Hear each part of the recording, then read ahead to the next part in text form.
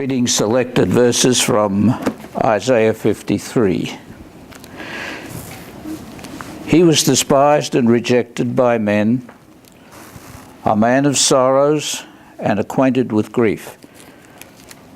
And as one from whom men hide their faces, he was despised, and we esteemed him not. Surely he has borne our griefs and carried our sorrows. Yet we esteemed him and stricken, smitten by God, and afflicted. But he was wounded for our transgressions. He was bruised for our iniquities. Upon him was the chastisement that made us whole, and with his stripes we are healed. Therefore I will divide him a portion with the great, and he shall divide the spoil with the strong, because he poured out his soul to death and was numbered with the transgressors, yet he bore the sin of many and made intercession for the transgressors. The word of the Lord. You shall be seated.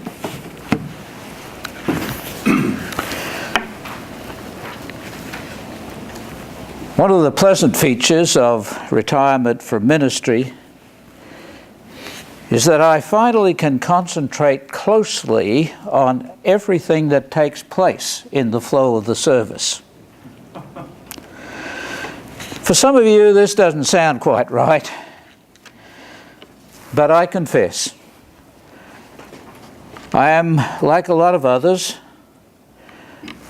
When you have some clear responsibility to fulfill, these duties are never far from your mind. So I haven't always paid the closest attention to what is going on, and this includes talks by those given who preside at the table.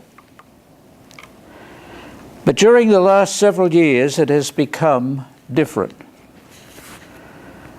I now listen carefully, and I have learned a few things. One of the clearest impressions is the constant reference at the table to Isaiah 53. What is it about that text that makes it so evocative and resonant for constant use in this situation? Now, I'm going to suggest this morning that I am formulating a thesis as to why this is, and I wish to use this thesis to make a suggestion about how we as believers may gain an additional insight about it. You probably have noticed by now that the little Baptist church across the street from the school here frequently has on its sign, "Jesus paid it all." And the immediate question centers around the reference to paying. Who has to pay? For what reason? Where does Jesus enter into this matter? And of course, we know, anyone familiar with the traditional Christian narrative will, of course, be able to put this into some kind of framework, a setting. Isaiah 53. Listen again to the phraseology. Surely our sicknesses he bore them, and our pains he suffered them. But he was pierced for our transgressions and crushed for our iniquities. The punishment for our salvation lay upon him, and by his wounds healing came to us. Yet he bore the sin of many, and he interceded for the transgressors. The translation is by Ottfried Hophius. But ever since Philip in Acts, certain connections go far and wide. It is presupposed that the servant is speaking figuratively of Christ, much more than we are willing to confess as we look at these texts. Most of us carry around burdens about who we truly are deep inside. My thesis is that given the setting of the table, this is reckoned by so many who come here to be the occasion for these sentiments. And so they spill out in our reflections. Since this is a theological college, it probably is about the time I used a German word to describe exactly what's taking place. And I have one. Germans call this Stellvertretung, placekeeping. The idea is that Christ, at the cross, God's servant, took our place by bearing the punishment for our sins. Now, if this is true, this is gospel. What better context to articulate these words and sentiments than the Lord's table? And so our presiders allow these sentiments to pour out. When we read Isaiah 53, we are impressed by the servant's innocence. But at the same time, he freely takes the place of many in Israel who should have been punished.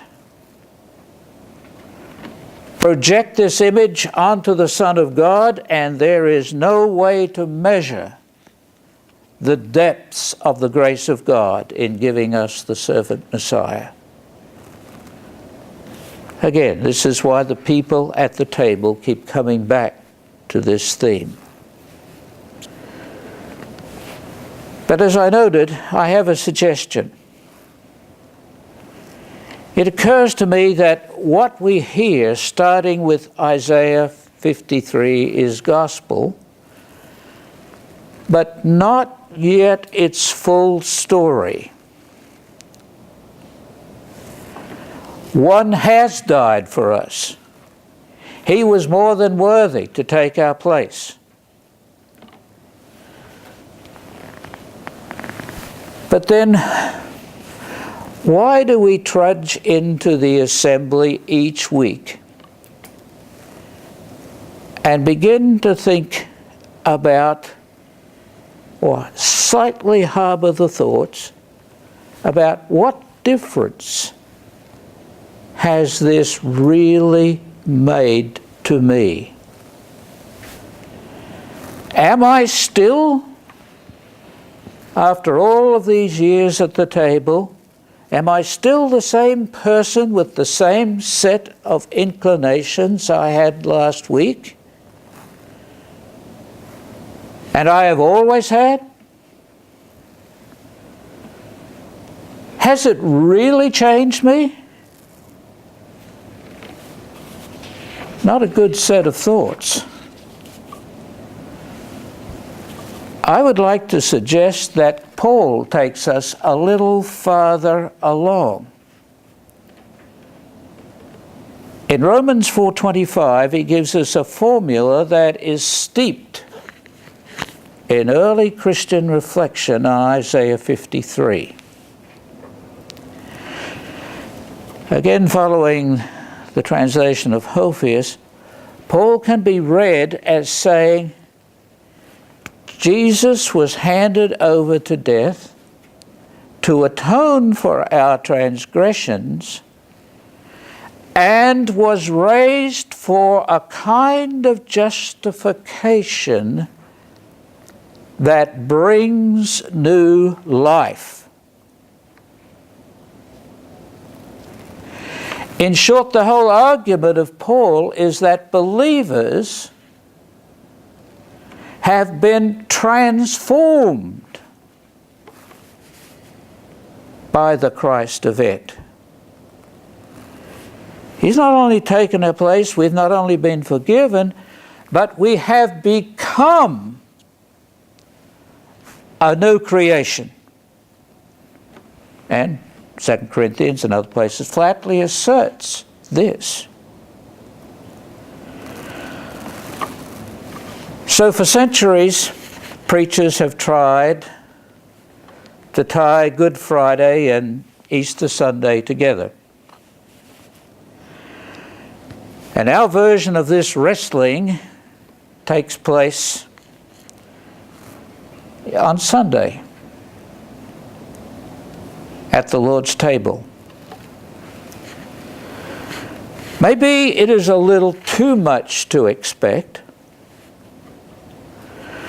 but on this coming Sunday it would be pleasant to hear that He not only took our place at Calvary, but He makes us a new creation. And now it is time we live in light of this reality. If we hear these words, we may have less of the droning dirge of this memorial service and more about the incomparable blessing of this new creation. We can always hope, can't we?